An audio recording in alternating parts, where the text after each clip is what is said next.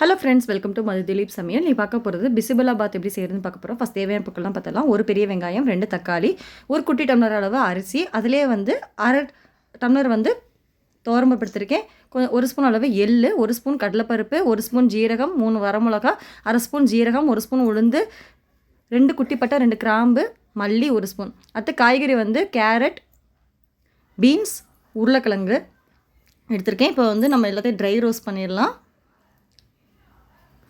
ஜீரகம், கடலைப்பருப்பு, உளுந்தம்பருப்பு, வெள்ளை எள்ளு, மிளகு எல்லாத்தையும் வந்து நம்ம ட்ரை ரோஸ்ட் பண்ணிட்டு பவுட்ரு பண்ணிக்கணும். இப்போ குக்கரில் வந்து அரிசி, பருப்பு, காய்கறி, அடுத்து மஞ்சள் தூள், நம்ம அரைச்சி வச்ச பவுட்ரு, தேவையான அளவு தண்ணி ஆட் பண்ணிவிட்டு தேவையான அளவு உப்பு ஆட் பண்ணிக்கிங்க.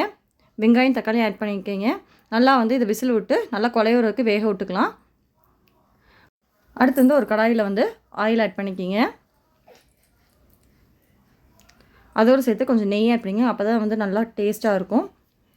அடுத்து இதில் வந்து கடுகு ஆட் பண்ணி, கடுகு நல்லா பொரிஞ்சதுக்கப்புறம் உளுந்தம்பருப்பு ஆட் பண்ணிக்கிங்க. உளுந்தம்பருப்பு நல்லா கோல்டன் ப்ரௌன் ஆனதுக்கப்புறம் கருவேப்பிலை வந்து ஆட் பண்ணிக்கிங்க. இதை வந்து நம்ம வேக வச்ச அந்த சாதத்தில் வந்து கொட்டிக்கலாம். கொட்டிட்டு நல்லா கலந்து விட்டுக்கணும். இப்போ அவ்வளோதான், சூப்பர் டேஸ்டியான பிசிபலாபாத் ரெடி ஆயிடுச்சு. கண்டிப்பாக நீங்களும் இதே மெத்தடை ட்ரை பண்ணி பார்த்தோன்னா எனக்கு எப்படி இருக்குன்னு சொல்லுங்கள். Thank you so much. பாய்.